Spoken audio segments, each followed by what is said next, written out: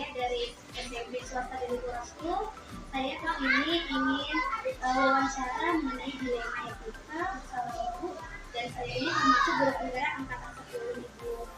Boleh saya wawancara untuk Ibu? Baik Bu, sekarang ini kan Bu, kita sedang setiap sekolah saya yakin dan percaya bahwa pasti ada yang namanya dilema etika mengenai beberapa proses budaya dan para agama. Nah, biasanya di sekolah ini apa sih itu yang membuat Ibu menjadi dilema antara kasus yang mau diselesaikan bersama siswa-siswa ataupun orang tua?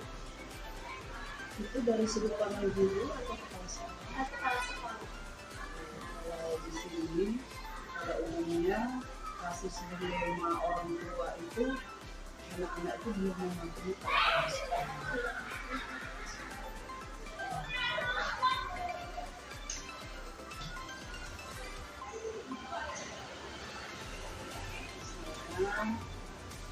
Datang itu masih ada yang belum tepat waktu gitu, artinya anak-anak itu masih ada yang terlambat, bukan berarti semua terlambat, tidak, tapi masih ada 1-2 anak yang terlambat.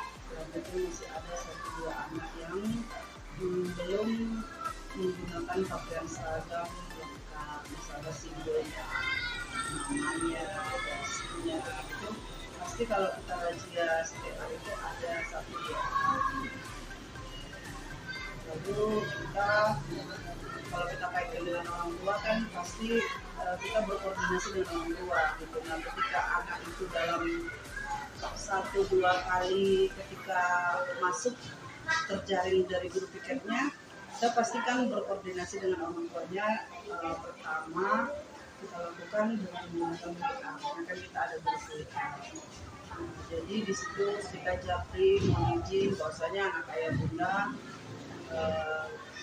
sering tidak terlambat, sering tidak hadir. Itu biasanya 1 anak atau 2 anak selalu mereka aja.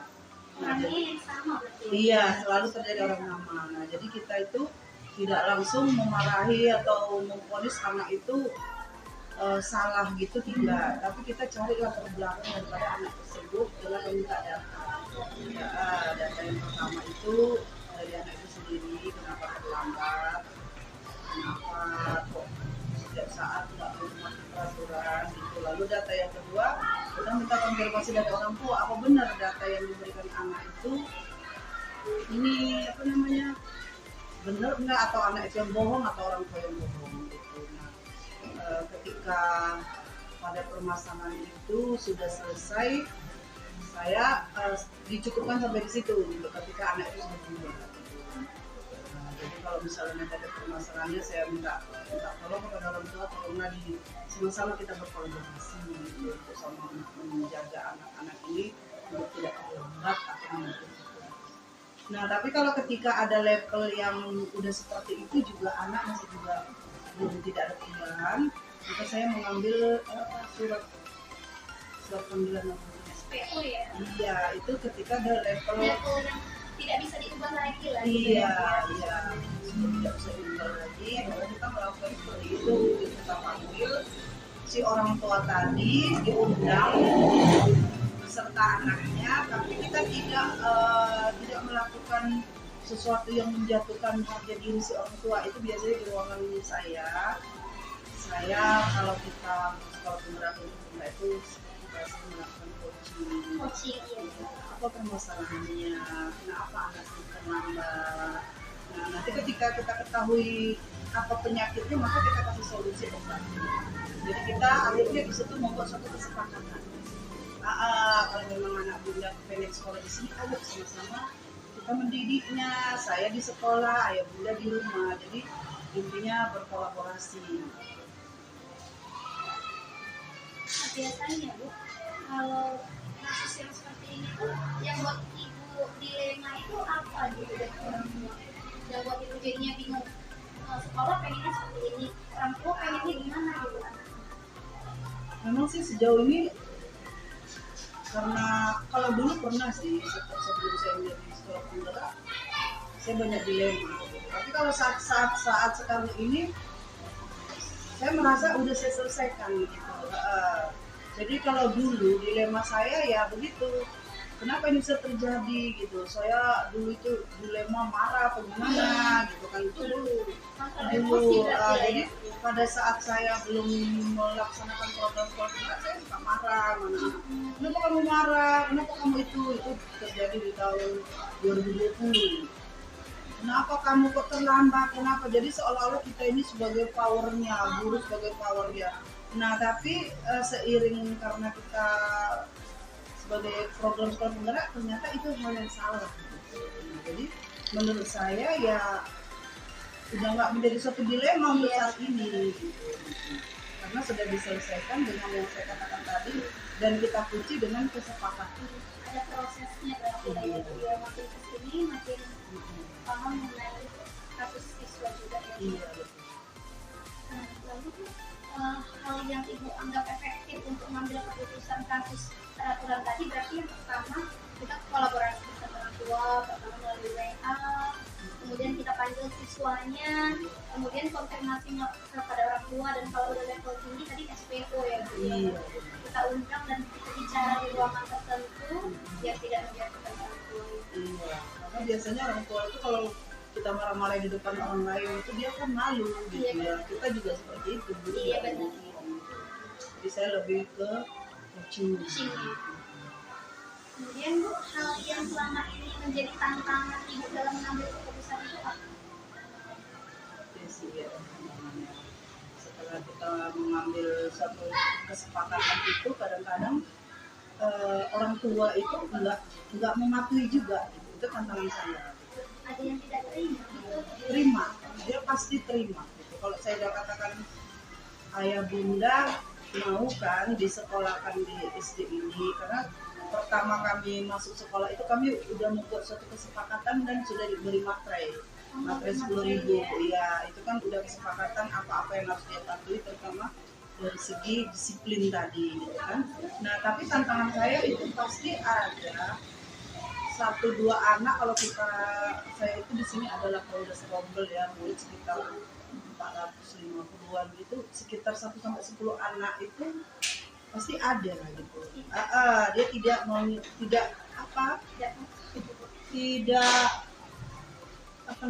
tidak mematuhi apa yang sudah menjadi kesepakatan gitu. Itu tantangan saya. Berarti 1-10 anak lah ya. Iya. Tapi secara keseluruhan sih sudah ada perubahan, sudah ada kolaborasi sama si orang tua ya. Iya. Kemudian apakah ibu memiliki jadwal tertentu dalam sebuah menyelesaikan kasus? Apakah ibu langsung menyelesaikan di tempat atau memiliki jadwal lain atau ada lagi prosedurnya? Jadi kalau dalam penyelesaian masalah saya beserta murid saya dan orang tua murid itu pasti saya ada prosedurnya. Prosedur yang pertama itu saya berdiskusi dulu dengan guru. Jadi kalau misalnya anak yang bermasalah ada kelas 1C misalnya, atau kelas 5B, pasti yang saya ajak diskusi adalah guru kelasnya. Wali kelas ya. Kalau SD itu namanya guru kelas. Karena dia tidak mengampu mata pelajaran kecuali agama dan olahraga. Jadi memang hampir 90% si guru kelas itu di dalam kelas itu. Saya berdiskusi gitu dengan gurunya kan. Jadi saya minta sama gurunya itu data berdiskusi, data mereka gitu, misalnya tanggal lahirnya, alamatnya di mana, bagaimana pekerjaan orang tuanya, dia anak keberapa gitu, bagaimana kemampuan belajarnya gitu, apakah dia termasuk anak yang gaya belajarnya dengan motoriknya atau dengan audionya gitu. Jadi secara berdiferensiasi dulu saya tanya gitu anak itu kenapa seperti ini gitu. Nah setelah itu saya tanya lagi sama gurunya bagaimana dia di kelas, apakah dia juga jarang tidak mengerjakan tugas, apakah dia nggak mau mengerjakan PR gitu. Nah nanti kan si guru tadi memberi jawaban. Nah ketika memang dia jawabannya itu sinkron atau tidak sinkron, ya tetap kita ambil suatu kebijakan dan akhirnya saya juga berdiskusi sama si guru tadi apa yang harus kita lakukan terhadap anak ini. Nah, jadi sebelum saya pengambilan SPO tadi, pastinya guru itu ya yang membimbing dahulu gitu, si guru kelas tadi. Karena kami kalau di negeri kan tidak ada guru bimbingan nursing. Jadi guru kelas itu merangkap dialah guru profesor, kalau dibilang profesor SD semuanya harus serba bisa, gitu lah kira-kira. Kemudian Bu, adakah seseorang atau faktor-faktor yang selama ini mempermudah atau membantu Ibu dalam mengambil keputusan? Pasti ada ya. Salah satunya guru ya Bu ya. Salah satunya yang saya katakan tadi guru. Tapi setelah kita itu kalau kami itu kan ada yang namanya sebulan sekali itu kami melakukan satu namanya PMO. PMO itu setiap bulan itu guru itu melaporkan bagaimana perkembangan murid. Berapa orang yang sudah pandai membaca, berapa orang yang suka melanggar peraturan. Nah, ketika ada yang terlalu menonjol, kita kembali kepada kedisiplinan tadi. Si guru tadi menyampaikan, Bu, saya punya permasalahan, anak saya si Polan telah melakukan hal seperti ini. Nah, nanti dia menyampaikan. Nah, saya sebagai kepala sekolah, saya minta pendapat lagi kepada guru kelas yang lain dan guru bidang studi yang lain. Nah, siapa yang bisa memberikan pendapat, tolong kasih pendapat bagaimana solusinya. Jadi saya ketika mengambil satu keputusan itu tidak didasarkan dengan hati saya sendiri, tetapi dia kalau kami itu ada komunitas belajar. Komunitas belajar satuan pendidikan itu kan ada alurnya. Kami itu kan menggunakan alur ini. Jadi kalau memang sekolah guru penggerak itu juga kasih tahu gitu alur ini para penjelas belajar itu kan diawali dengan refleksi. Itu 1 bulan itu berputar terus gitu kan. Setelah refleksi kita melakukan penelitian. Setelah melakukan pelaksanaan kita melakukan implementasi. Setelah melakukan implementasi kita melakukan evaluasi. Nah, berulang lagi refleksi gitu. Jadi kami konsepnya itu setiap bulan gitu. Setiap bulan itu kami seperti alur gitu, alur yang dikatakan tadi. Jadi memang di komunitas belajar kami itu memang aktif ya gurunya gitu. Ketika direfleksi itu kami seluruh gitu, tapi ketika diimplementasi itu kami ada unit-unit kecil gitu. Jadi mereka bekerjanya itu di unit-unit kecil gitu. Jadi kalau SD itu kan ada fase A itu kelas 1 dan kelas 2. Nah, itu dia satu komunitas. Nanti ada fase B 3-4 satu komunitas, itu juga fase C gitu. Jadi saya nggak mengatur mereka secara khusus, tapi mereka sendirilah yang mengatur berdasarkan komunitas belajar tadi dengan alur inquiry yang dikaitkan dengan yang saya katakan PMO. Selanjutnya dari semua hal yang Ibu sampaikan, pembelajaran yang dapat Ibu petik dari pengalaman Ibu dalam mengambil keputusan. Ya, pastinya saya nggak bisa mengambil keputusan sendiri. Saya itu harus sebelum saya mengambil keputusan saya pasti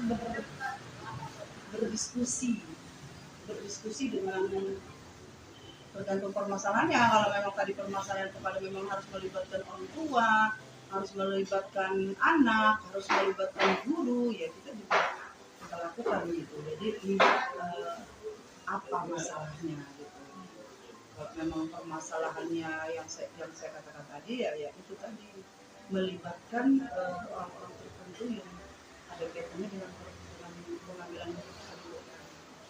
Nah, jadi setelah Ibu ambil pendapat lah ya dikatakan, baru Ibu mengambil satu keputusan dari berdasarkan pendapat tadi. Dari proses-proses yang ada baru situ Ibu selalu mengambil keputusan. Sehingga pengalaman Ibu setelah Ibu mengambil keputusan seperti itu, Ibu nggak melakukan trouble lagi gitu. Nah, ketika memang ada kesalahan, oh ini kesalahan kita bersama, ayo kita perbaiki. Tidak menyudutkan juga. Iya, tidak menyudutkan satu guru dan saya juga nggak disudutkan guru saya gitu. Ini punya kita loh. Iya, benar. Milik bersama harus untuk anak-anak ini juga gitu ya Bu. Jadi perkembangannya juga harus dari kita juga. Iya. Yang besar tadi gitu yang Bagi bagaimana itu menjalankan pengambilan keputusan, terutama untuk kasus di mana ada dua kepentingan yang sama-sama benar dan mengandung nilai kebajikan. Berarti yang benarnya itu kan kayak tadi kita mau siswa itu patuh ya gitu. Nah untuk yang tidak benar itu ada kan Bu? Artinya gini, tadi pertanyaannya kan ada satu dua keputusan yang harus diambil satu, tapi dua-duanya benar. Nah benarnya itu kan kita itu kan gini ya, benar kita belum tentu benar orang. Dan benar orang belum tentu benar kita. Nah saya akhirnya kalau ada sesuatu yang seperti itu, saya pasti merujuk kepada juknis, peraturan, SOP gitu. Nah, jadi kan yang namanya kita di satuan pendidikan formal itu kita kan punya juknis, punya peraturan. Nah kita bukalah peraturan yang mana yang paling benar di antara mereka itu, baru kita kasih pengertian. Ini loh berdasarkan juknis yang benar. Jadi